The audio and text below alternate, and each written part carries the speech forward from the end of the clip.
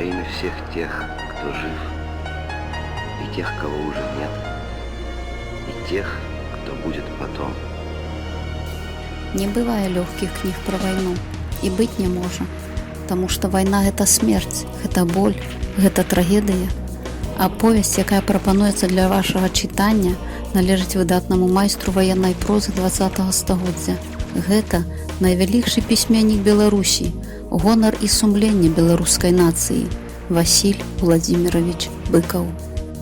У вашай увазе прапануецца аповесць «Пакахай мяне, салдацік», напісаная аўтарам у 1996 годзе, упершыню была апублікавана на рускай мове ў часопісе «Дружба народаў». Дзеянне аповесці адбываецца ў ваколіцах невялікага гарадка ў аўстрыйскіх Альпах, дзе яшчэ не ўсталявалася ўлада.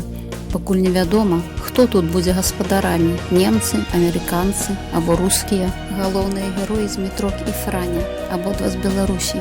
Тут за 1000 кіламетраў ад радзімы ён сустракае сваю зямлячку Франю, якая працуе служанкаю са старэлай нямецкай пары. У іх узнікаюць пачуцці адзін да аднаго. Спатканне з Мітрака з зямлячкай, што апынулася за мяжой, актывізавалі дзікую падазронасць палкавога асабіста. Гэта ўсё паралізоўвала волю з Мітрака, парушала яго намер адразу забраць каханую з сабой.